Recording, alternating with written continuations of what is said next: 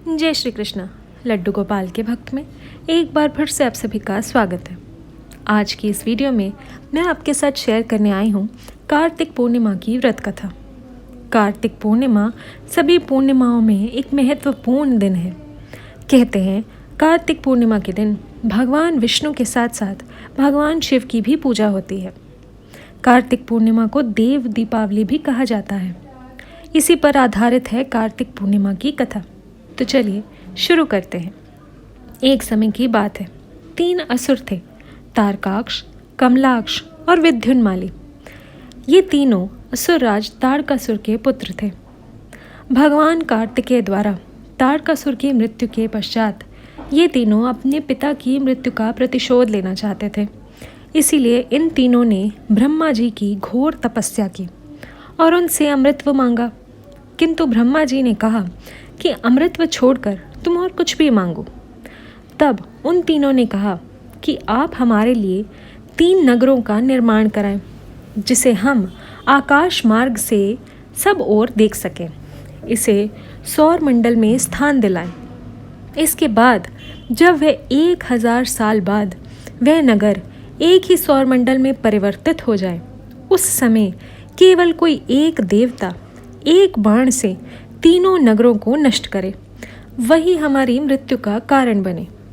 ब्रह्मा जी ने ऐसे वरदान पर तथास्तु कह दिया। बस इसके बाद ब्रह्मा जी की आज्ञा से मैं दानव ने तीनों के लिए अलग अलग नगरों का निर्माण कराया। तारकाक्ष के लिए सोने का नगर, कमलाक्ष के लिए चांदी का नगर और विद्युन्माली के लिए विभिन्न धातुओं का एक नगर बनाया गया। इसके बाद वो तीनों अपने आप को अमर समझने लगे और पृथ्वी पर मनुष्यों पर और देवलोक में देवताओं पर अत्याचार करने लगे। देवता इस बात से बड़े परेशान हो गए। वे सब अपनी परेशानी लेकर भगवान शिव के पास गए। तब भगवान शिव ने वचन दिया कि वे इन तीनों की मृत्यु स्वयं करेंगे। इसके बाद सभी देवताओं ने कहा कि हम भी इसमें आपकी सहायता करना चाहते हैं। भगवान शिव ने सबको आज्ञा दी। इसके बाद विश्वकर्मा ने भगवान शिव के लिए एक अद्भुत रथ का निर्माण किया। उस रथ के पहिए बने स्वयं सूर्य नारायण और चंद्रमा। इसके बाद विश्वकर्मा ने भगवान शिव के लिए एक बड़ा ही सुंदर धनुष का निर्माण किया। इस धनुष को बाद में भगवान श्री राम ने माता सीता के स्वयंवर में उठाया था। उसकी एक अलग कहानी है। इसके बाद उस धनुष की प्रत्यंचा स्वयं ब्रह्मा जी बने। धनुष पर चढ़ाए हुए तीर स्वयं भगवान श्री हरि विष्णु बने। तीर के मुख पर अग्निदेव बैठे और रथ की गति वरुण देव ने दी।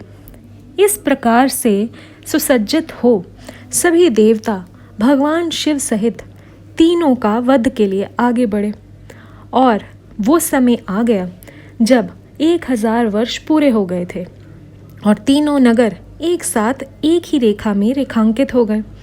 तब भगवान शिव ने धनुष से तीर छोड़ा और तीनों नगरों को ध्वस्त कर दिया और तारकाक्ष, कमलाक्ष और विद्युन्माली की भी मृत्यु हो गई। सभी देवताओं ने मिलकर भगवान श्री हरि विष्णु और भगवान शिव की जय जयकार करी। भगवान शिव को एक नया नाम भी दिया गया, त्रिपुरारी, तीनों पुरों का नाश करने वाले त्रिपुरारी। कहा जाता है कार्तिक पूर्णिमा के दिन ही भगवान शिव ने इस अद्भुत कार्य को अंजाम दिया था। इसीलिए इसे देव दीपावली कहा जाता है। तो बोलो शंकर भगवान की जय, विष्णु भगवान की जय। तो उम्मीद करती हूँ कि ये कथा आपको अच्छी लगी होगी और आप इसे पूर्ण भक्ति भाव से सुनेंगे। और साथ ही चैनल पर नए हैं तो मेरे चैनल को सब्सक्राइब कर बेल आइकन भी ज़रूर प्रेस कीजिएगा, ताकि मैं इसी तरह की जानकारी आप तक लाती रहूं।